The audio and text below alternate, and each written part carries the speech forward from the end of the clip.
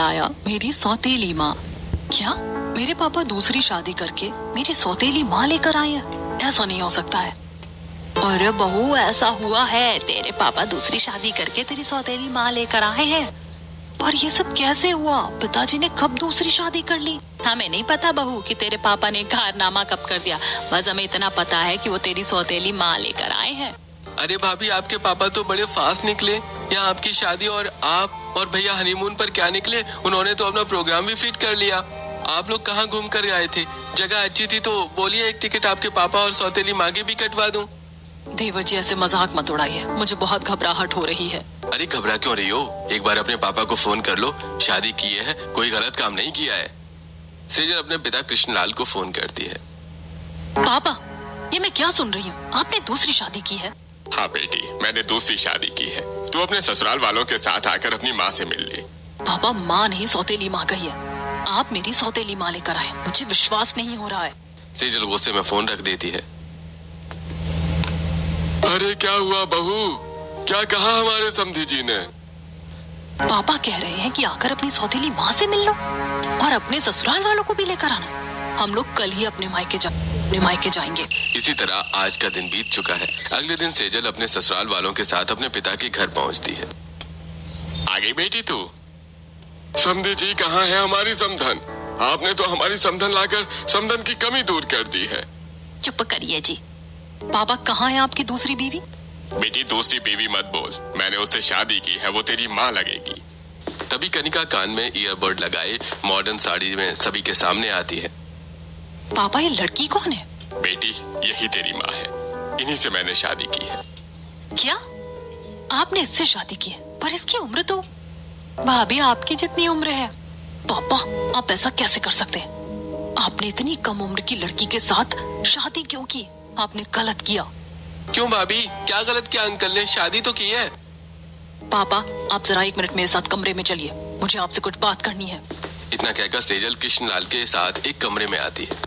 क्या हुआ बेटी, तू मुझे कमरे में क्यों लेकर आ गई? पापा, ये क्या बेवकूफी की आपने? क्या जरूरत थी आपको इतनी कम उम्र की लड़की के साथ शादी करने की?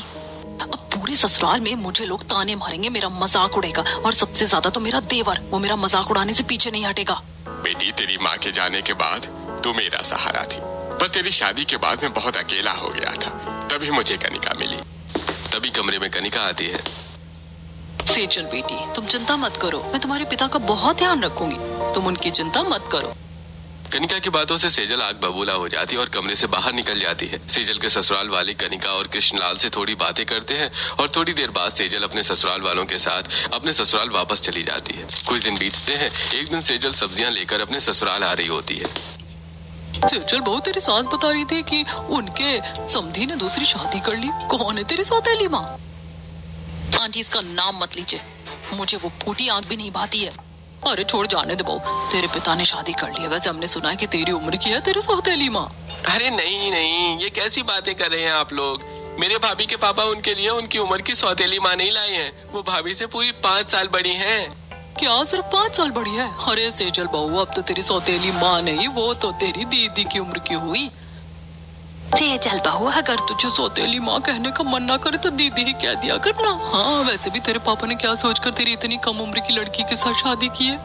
देवर जी, आप इस तरह हर जगह मेरा और मेरे पापा का मजाक उड़ा रहे हैं। भाभी, मैंने क्या कहा? मैंने तो सच्ची बात कही है। अब ये लोग हंसने लगे तो इसमें मैं क्या करूं? सेजल गुस्से में घर के अंदर चली जाती है। ऐसे कुछ दिन बीतते हैं। फिर एक दिन, सेजल, जरा अपने पापा और अपनी सौतेली माँ को हमारे घर आने का इनविटेशन तो दे दो। क्यों? उन्हें यहाँ क्यों बुलाना है? अरे सेजल, हमें पता है कि तू अपनी सौतेली माँ से और अपने पापा से बहुत नाराज है, पर चाहे जैसे भी हो, तेरे पापा ने उनसे शादी की है और उसने तुझे अपनी बेटी भी कहा है, तो उन्हें पूरा हक है अपनी बेटी का ससुराल देखने का। हाँ हाँ भाभी, बुला लीजिए अपनी सौतेली माँ को। वैसे भी मैं जब उनसे मिली थी तब वो बहुत अच्छे से तैयार थी, थोड़े टिप्स मैं भी उनसे ले लूंगी। प्रीति की बात सुनकर सेजल का मुंह बन जाता है, पर मन न होते हुए भी सेजल कृष्णलाल और कनिका को अपने ससुराल आने का इनविटेशन देती है। इसी तरह आज का दिन बीतता है। अगले दिन कृष्णलाल और कनिका हाथों में हाथ डाले सेजल के ससुराल पहुंचते हैं। इतना बड़ा घर, जिनका घर इतना बड़ा है उनका बैंक बैलेंस कितना होगा। काश मैंने इस घर के लड़कों को फंसाया होता तो आज पैसा ही पैसा होता। आज मैं इस घर की मालकिन बनकर मौज कर रही होती। आइए आइए समधन समधी जी, बैठिए। मुझे तो इतना बढ़िया सोफा, ऐसा सोफा तो मैंने सिर्फ पिक्चरों में देखा है। हाँ हाँ, बैठिए ना आप लोग।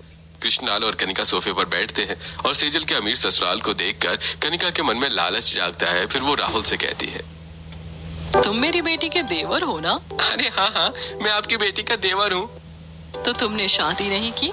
अरे नहीं नहीं, मेरी अभी शादी नहीं हुई है, मैं तो अभी कॉलेज में हूँ। अरे वाह, मिल गया मुर्गा। अब इसी को अपने जाल में फंसाऊंगी, जिस तरह मैंने इस बुढ़े कृष्णलाल को फंसाया, और इस घर की मालकिन बनूंगी। कनिका ये सब मन में सोचती है।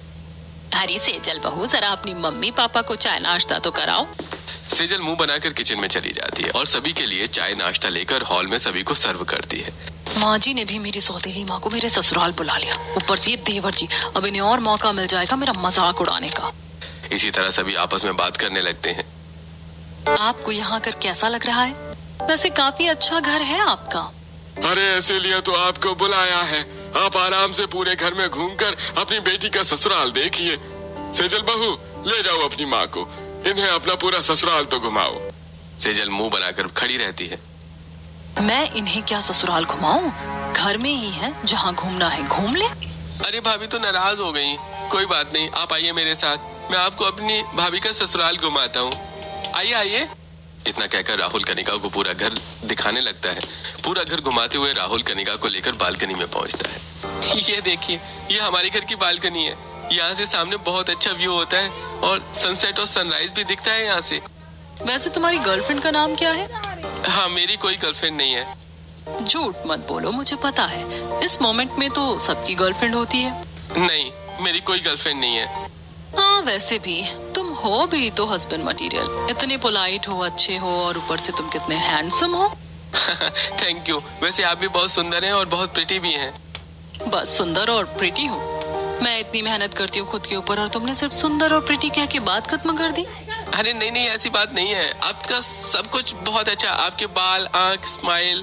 अंकल तो बड़े लकी हैं कि उन्हें आप मिली। भले ही तुम सेजल इतने पोलाइट हो, अच्छे हो, और ऊपर से तुम कितने हैंडसम हो।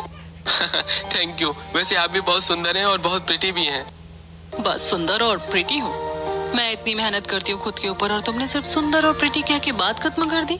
अरे नहीं नहीं, ऐसी बात नहीं है। आपका सब कुछ बहुत अच्छा, आपके बाल, आंख, स्माइल। अंकल तो बड़े लकी हैं कि उन्हें आप मिली।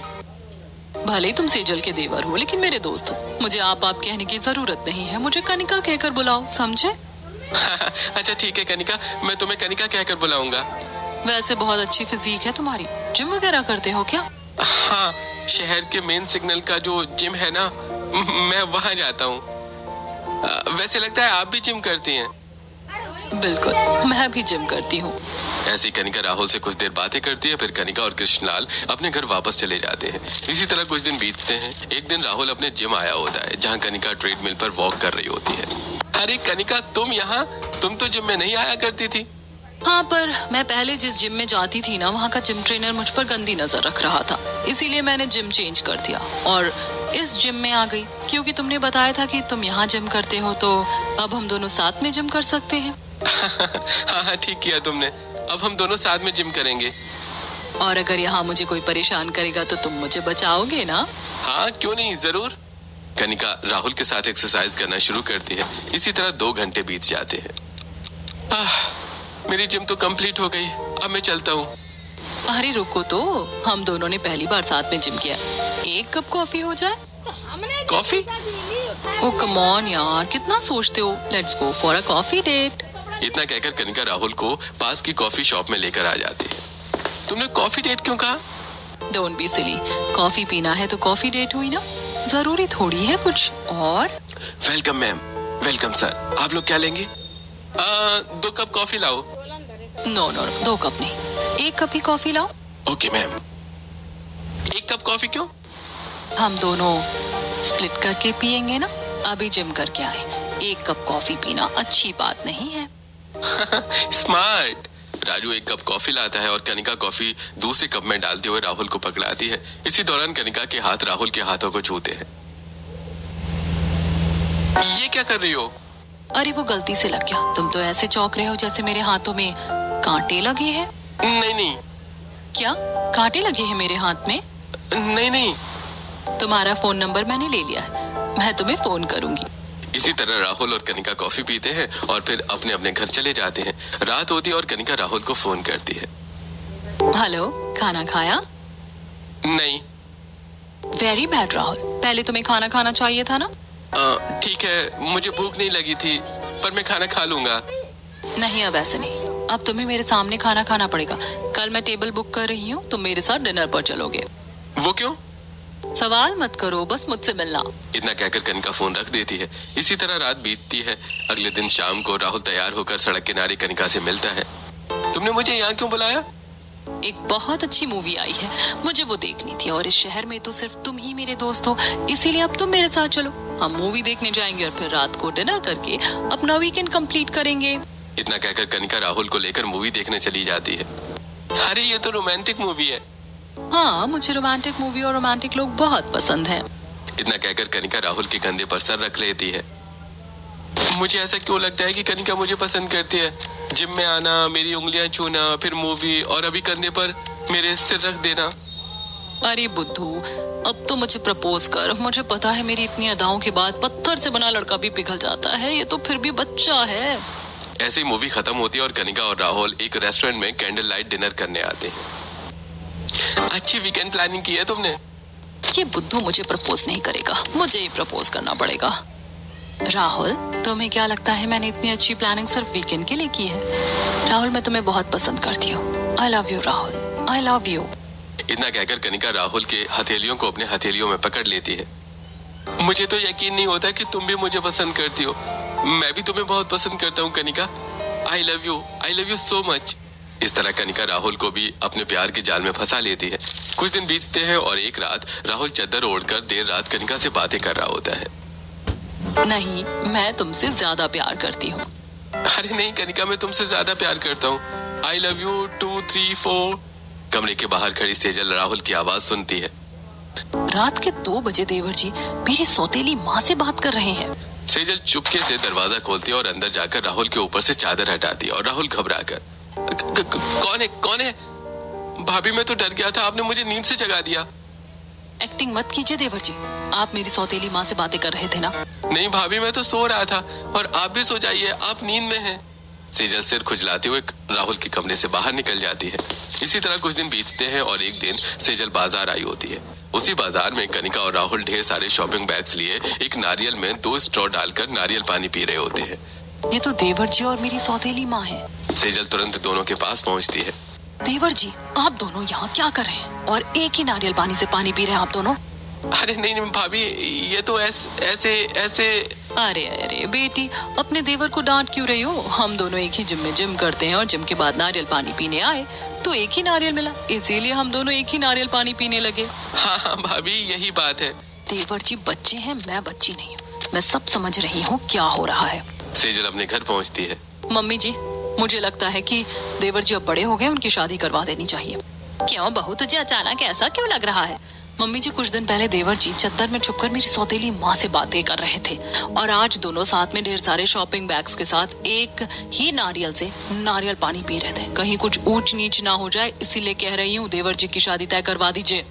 पापा, आप पूछ रहे थे ना राहुल के बिजनेस अकाउंट कितने पैसे कहाँ खर्च हो रहे हैं? यहाँ खर्च हो रहे हैं। अगर ऐसी बात है तो हमारी रिश्तेदारी में एक लड़की का रिश्ता आया भी है, हम शादी तय करवा देते हैं। राहुल की पढ़ाई पूरी होते ही उसकी शादी करवा देंगे। ऐसे ही शाम होती है और राहुल घर आता है। राहुल, कल सुबह अच्छे से तैयार हो जाना, हम तेरे लिए लड़की देखने जाएंगे। पर पापा, अचानक लड़की देखने क्यों? क्योंकि तेरी सब खबर हमें मिलती रहती है। लड़की देखकर तेरी शादी तय कर देंगे और पढ़ाई पूरी होने के बाद तेरी शादी करवा देंगे। जरूर भाभी ने आग लगाई है, कनिका को सब कुछ बताना पड़ेगा। इसी तरह रात होती है। राहुल कनिका को फोन करता है और सारी बात कनिका को बता देता है। अब क्या करोगे तुम? अब तो तुम्हारी शादी तय हो जाएगी, तुम्हें शादी करनी पड़ेगी। ऐसा हरगिज नहीं होगा, मैं शादी करूंगा तो सिर्फ तुमसे करूंगा। तब तो एक ही रास्ता है, कोर्ट मैरिज। ठीक है, हम कल कोर्ट मैरिज कर लेंगे। इस तरह रात बीतती है। अगले दिन सुबह पूरा परिवार शगुन की थाली के साथ तैयार होता है। राहुल कहाँ है?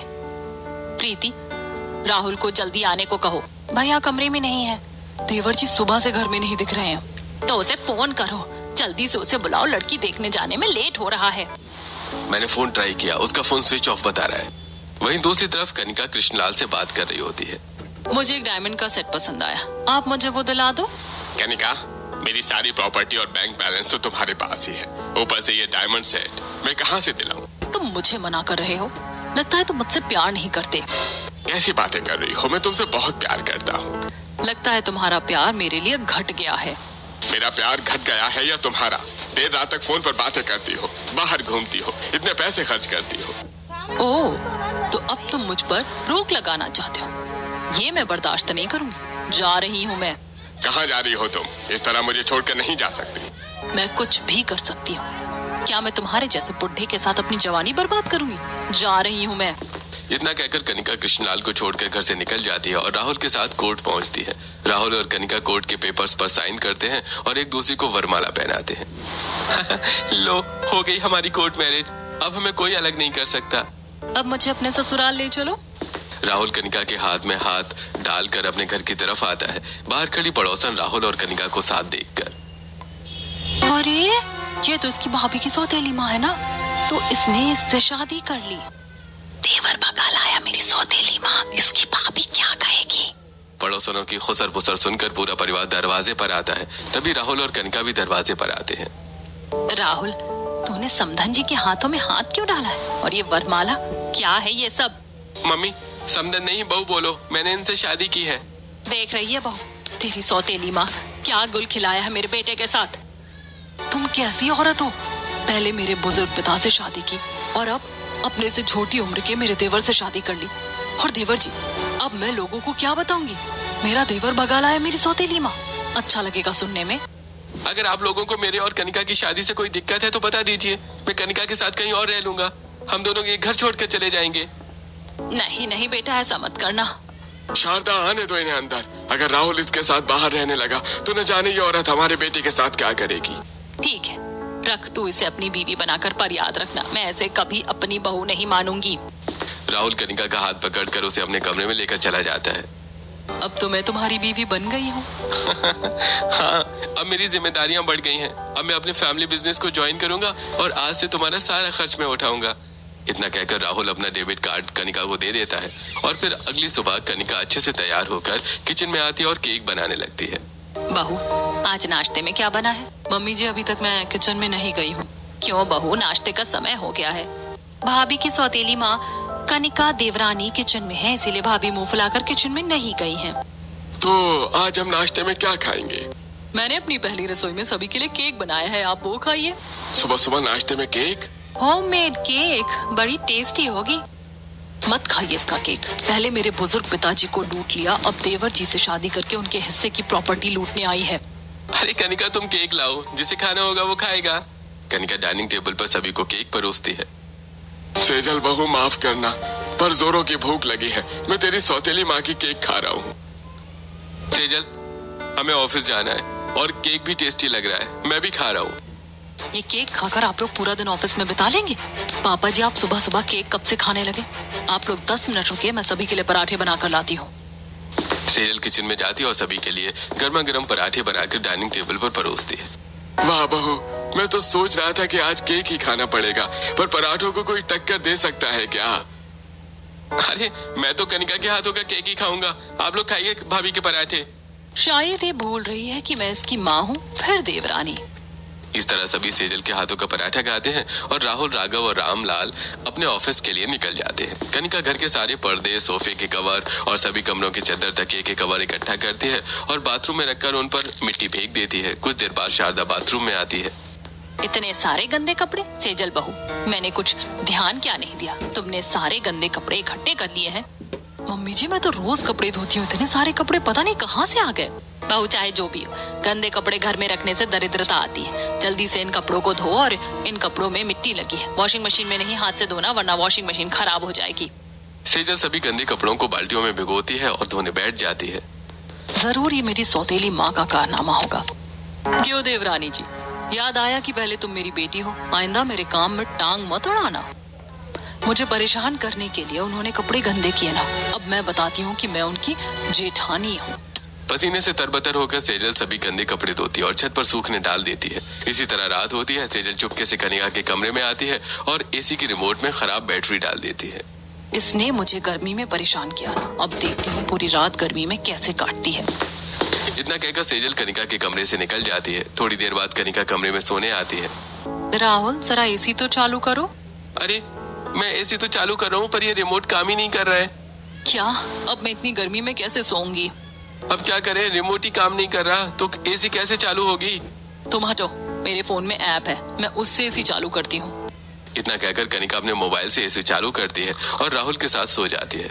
कमरे के बाहर खड़ी सेजल ये सब देख रही होती है। ये तो बड़ी चालाक निकली। कोई बात नहीं, इसने मुझे परेशान किया है, मैं भी इसे जरूर परेशान करूंगी।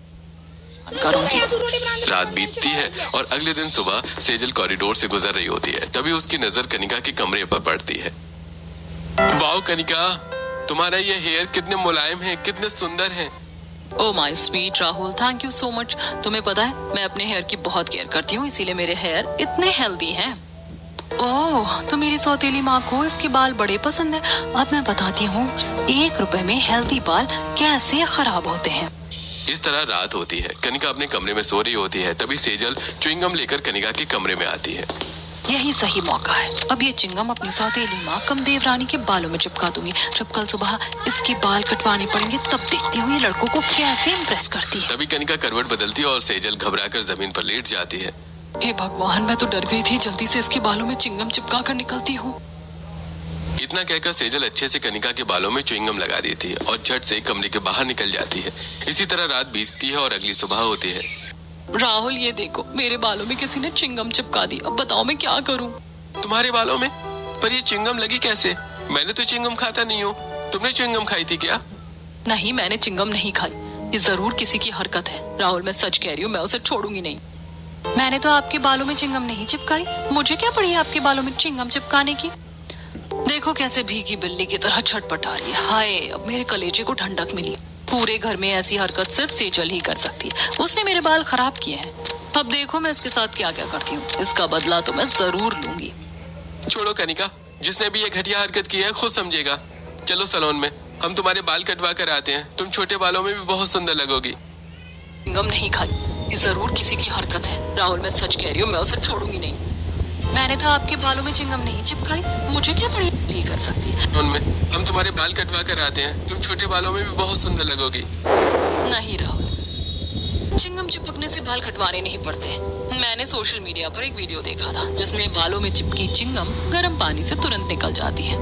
आप लोग सुन लीजिए। इतना कहकर कनिका किचन में आती है और पानी गर्म करके और धीरे धीरे गर्म पानी से अपने बालों में चिपकी च्युइंगम निकाल देती है। इसी तरह कुछ दिन बीतते हैं और एक दिन रामलाल, राघव, राहुल ऑफिस से घर आते हैं। शारदा, हमें एक बहुत बड़ी बिजनेस पार्टी में जाना है, तो तुम लोग सभी अपनी अपनी तैयारी कर लो। अरे कब जाना है और किस तरह की पार्टी है ये तो बताइए। इस बिजनेस पार्टी में शहर के हर बड़े बिजनेसमैन आ रहे हैं। इसी पार्टी में हम राघव और सेजल को इंट्रोड्यूस कराएंगे और उसके बाद जिस इंडस्ट्री को मैं और राघव मिलकर संभाल रहे हैं उस इंडस्ट्री को पूरी तरह से राघव के हवाले कर दूंगा और एक इंडस्ट्री अपनी दूसरी इंडस्ट्री में राहुल को हवाले कर दूंगा। मतलब पापा, ये तो बहुत बड़ी पार्टी है, यहाँ तो सबको जाना चाहिए। ये बहुत अच्छा मौका है। मैं इस पार्टी में जाऊंगी और सभी से घुल मिलकर धीरे धीरे राहुल की शेयर और राहुल की प्रॉपर्टी अपने नाम कर लूंगी। इतनी बड़ी पार्टी है, अगर उसमें मेरी सौतेली माँ भी गई तो सभी से जान जाएंगे। मैं ऐसा हरगिज नहीं होने दूंगी। इसी तरह आज का दिन बीतता है। अगले दिन सभी पार्टी के लिए तैयार होकर हॉल में इकट्ठा होते हैं। आप लोग किसका इंतजार कर रहे हैं? हम लोग पार्टी के लिए लेट हो जाएंगे। जल्दी चलिए, सब हमारा इंतजार कर रहे होंगे। अरे भाभी रुकिए, आपको इतनी हड़बड़ी क्या है? अभी तक कनिका नहीं आई है। कनिका को आने तो दीजिए। अरे देवर जी, उन्हें लेकर कहाँ जाएंगे? भाभी, कनिका इस पार्टी में जाएगी। मैं उसे खुद इंट्रोड्यूस कराऊंगा कि वो मेरी वाइफ है। देवर जी, आज आपकी बीवी से अलमारी का दरवाजा और उसका खुद का फोन तक नहीं खुलेगा तो वो तैयार होकर बाहर क्या आएगी? वहीं दूसरी तरफ कनिका अपने नाइट गाउन में कमरे से परेशान खड़ी होती है। ये मेरी कबर्ड खुल क्यों नहीं रही है? मुझे पार्टी में तैयार होना है। सभी मेरा बाहर इंतजार कर रहे हैं। कनिका जल्दी करो, जल्दी बाहर आओ। ओह गॉड, ये मेरी वार्डरोब का दरवाजा नहीं खुल रहा है। कोई बात नहीं, मैं ऑनलाइन ड्रेस मंगा लेती हूँ। मेरा फोन लॉक कैसे हो गया? ये खुल क्यों नहीं रहा? मेरा कबर्ड नहीं खुल रहा और मेरा फोन नहीं खुल रहा। जरूर ये सेजल की प्लानिंग है। इतना कहकर कनिका अपने कमरे से बाहर आती है और देखती है कि हॉल में कोई नहीं होता है। ये सब कहाँ चले गए? लगता है सभी पार्टी में चले गए हैं और मुझे छोड़कर सभी पार्टी में कैसे जा सकते हैं? सभी कनिका को छोड़कर पार्टी में निकल गए होते हैं। इसी तरह रात होती है और देर रात सभी घर लौटते हैं। राहुल, तुम मुझे छोड़कर पार्टी में चले गए थे? क्या करूं कनिका, पार्टी में जाना बहुत जरूरी था और तुम बाहर भी नहीं आ रही थी। भाभी बहुत हड़बड़ी कर रही थी और पापा ने भी कहा कि अगर लेट करोगे तो मैं तुम्हें यहीं छोड़ के चला जाऊंगा, इसीलिए मुझे उनके साथ जाना पड़ा। अब बस बहुत हुआ। सेजल ने मुझे इस पार्टी में जाने से रोककर मेरा कलेजा जलाया है। अब मैं उसे असली जलन क्या होती है ये बताऊंगी। इसी तरह रात बीतती है। अगले दिन कनिका किचन में फ्राई पैन की हैंडल को गर्म कर रही होती है। कुछ ही देर में सेजल किचन में आएगी और रोज की तरह पराठे बनाने के लिए जैसे ही फ्राई पैन उठाएगी मेरे कलेजे को ठंडक पड़ेगी। कनिका फ्राई पैन रखकर चली जाती है। कुछ देर बाद सेजल किचन में आती है और जैसे ही फ्राई पैन उठाती है उसके हाथ जल जाते हैं। माँ, मेरे हाथ, हाँ मेरा हाथ जल गया। सेजल इतना जोर से क्यों चिल्लाई? जल्दी किचन में चलो, पता नहीं क्या हुआ। सभी किचन में आते हैं। सेजल क्या हुआ, तुम इतना जोर से क्यों चिल्लाई? मेरा हाथ जल गया। बहू तेरा हाथ कैसे जला? मैंने जैसे ही फ्राई पैन उठाया उसका हैंडल इतना गर्म था कि मेरे हाथ की चमड़ी तक उतर गई। जल्दी भाभी के हाथ में कोलगेट लगाइए, उन्हें आराम मिलेगा। प्रीति तुरंत सेजल के हाथों में कोलगेट लगाती है। सभी हॉल में आते हैं। किसने फ्राई पैन के हैंडल को गर्म करके रखा था? भैया, आप कनिका की तरफ देखकर ये बात क्यों कर रहे हैं? इसलिए क्योंकि इस पूरे घर में ऐसी घटिया हरकत करने वाली सिर्फ तेरी नीच और घटिया बीवी ही हो सकती है। भैया, कनिका ने ऐसा कुछ नहीं किया है। हाँ, आप लोग मुझ पर झूठा आरोप लगा रहे हैं। भैया ये झूठ बोल रही है, मैंने खुद इसे किचन में जाते देखा था। मैं सब समझ रहा हूँ। आप सभी मिलकर मेरी कनिका पर झूठे आरोप लगा रहे हैं। मुझे नहीं रहना आप लोगों के साथ। पापा, आप अभी और इसी वक्त मेरी प्रॉपर्टी का हिस्सा मुझे दे दीजिए। मैं अपनी कनिका के साथ कहीं और जाकर रहूंगा। नहीं बेटा, ऐसा मत कर। अरे जाने दो शारदा, इसकी आंखों पर प्यार की काली पट्टी बंधी हुई है। जिस दिन इसे इस दो मुही की सच्चाई दिखेगी ये खुद वापस आ जाएगा। रामलाल राहुल के हिस्से की प्रॉपर्टी राहुल के नाम कर देता है और राहुल कनिका के साथ अपने दूसरे फ्लैट में रहने लगता है। इसी तरह कुछ दिन बीतते हैं और लू लगने की वजह से राहुल की तबीयत खराब हो जाती है। कनिका, मेरी तबीयत ठीक नहीं लग रही है, मुझे डॉक्टर के पास ले चलो। मैं क्या तुम्हारी आया हूँ कि तुम्हें डॉक्टर के पास लेकर चलूं? 2 हफ्ते हुए नहीं साथ रहते हुए और तुम उस बूढ़े कृष्णलाल से भी ज्यादा बुरी हालत में हो गए हो। कनिका, तुम ऐसा कैसे कह सकती हो? मैंने अपनी सारी प्रॉपर्टी तुम्हारे नाम कर दी। तुम मुझे एक गिलास पानी भी नहीं दे सकती? चुपचाप लेटे रहो यहाँ, तुम पड़े रहो अपने हालात में, मुझे तुमसे कोई मतलब नहीं। इतना कहकर कनिका राहुल को बीमार हालत में छोड़कर कृष्णलाल के पास वापस चली जाती है। कनिका, तुम यहाँ वापस क्यों आ गई? कृष्णलाल जी, मुझे माफ कर दीजिए, मैं आपको छोड़कर चली गई। मुझसे बहुत बड़ी गलती हो गई, मुझे अपना लीजिए। अरे मुझे यकीन था कि तुम जरूर वापस आओगी। मुझे पता है कि तुम सिर्फ मुझसे प्यार करती हो। इस तरह कनिका कृष्णलाल के साथ रहने लगती है। ये खबर जैसे ही सेजल को पता चलती है, सेजल और पूरा परिवार राहुल के पास पहुंचता है। अरे मेरा बेटा, सूख कर कांटा हो गया, ये क्या हो गया है तुझे? माँ, कनिका ने मुझे धोखा दिया। मेरी सारी प्रॉपर्टी लेकर वो मुझे छोड़कर चली गई है। देवर जी, यही तो मैं आपको समझाना चाहती थी। वो औरत किसी की नहीं हो सकती और अब वो दोबारा मेरे पापा के पास गई है। सेजल, उसने जो हालत राहुल की है वही हालत अब तुम्हारे पापा की भी करेगी। मैं ऐसा नहीं होने दूंगी। सबसे पहले तो आप देवर जी को डॉक्टर के पास लेकर जाइए, उसे सबक सिखाने का उपाय है मेरे पास। राघव राहुल को डॉक्टर के पास ले जाता है। 1 हफ्ते बीतता है और राहुल की तबीयत में सुधार आता है। देवर जी, अब आपको अपने साथ हुए धोखे का बदला लेना है। आप अपने सोशल मीडिया पर पोस्ट डाल दीजिए कि आपको 10 करोड़ की लॉटरी लगी है। कनिका वो पोस्ट देखते ही पागलों की तरह आपके पास वापस आएगी और फिर हम उसे सबक सिखाएंगे। सेजल के कहने पर राहुल अपने सोशल मीडिया पर पोस्ट करता है। थोड़ी देर में कनिका पोस्ट पढ़ती है। क्या राहुल को 10 करोड़ की लॉटरी लगी है? मैं भी कितनी बड़ी बेवकूफ हूँ, उसे छोड़कर चली आई। अभी उसके पास जाती हूँ। कनिका तुरंत राहुल के फ्लैट में वापस आती है। राहुल, तुम ठीक हो गए? तुम यहाँ क्यों आई? तुम मुझे छोड़ के चली गई थी ना? कौन तुम्हें छोड़कर गया था? मैं तो एक बहुत बड़े मंदिर में गई थी, मैंने वहाँ पूजा की, तभी तो तुम ठीक हुए। इतना कहकर कनिका राहुल से गले मिलने के लिए आगे बढ़ती है और राहुल तुरंत कनिका को थप्पड़ मार देता है। तभी पर्दे के पीछे से कृष्णलाल और पूरा परिवार बाहर आता है। कनिका, मेरे घर में कौन सा मंदिर है? कनिका, चुपचाप मेरी सारी प्रॉपर्टी वापस करो और मेरी जिंदगी से निकल जाओ। अच्छा, तो तुम लोगों को मेरी सच्चाई पता चल गई, तो ये भी सुन लो, मैं तुम्हारी प्रॉपर्टी का 1 रुपया भी वापस नहीं करूंगी और ऊपर से तुम्हें डिवोर्स देकर एलिमनी भी चार्ज करूंगी। तुमने मुझे थप्पड़ मारा है ना? अब तुम कुछ भी नहीं कर सकती। ये देखो वीडियो, हमने तुम्हारे सारे कारनामों की वीडियो बना ली है। इंस्पेक्टर, ले जाइए इस फ्रॉड को यहाँ से। बहुत समझदारी से आपने इस 420 को पकड़वाया है। इसके ऊपर लोगों को धोखा देने और इमोशंस के साथ खेलने का लंबा चार्ज लगेगा। नहीं नहीं नहीं, प्लीज मेरे साथ ऐसा मत कीजिए। इतना कहकर महिला पुलिस कनिका को हथकड़ी पहनाकर अपने साथ ले जाती है। मुझे माफ कर दीजिए भाभी, मैं आपकी सौतेली माँ को ही भगा लाया था। मुझसे बहुत बड़ी गलती हो गई। मुझे भी माफ कर दे बेटी। एक बार गड्ढे में गिरकर मैं दोबारा गड्ढे में गिरने वाला था। कोई बात नहीं, सुबह का भूला अगर शाम को घर लौट आए तो उसे भूला नहीं कहते। और देवर जी, आप चिंता मत कीजिए, मैं आपके लिए बहुत सुंदर देवरानी ढूंढूंगी और धूमधाम से शादी होगी।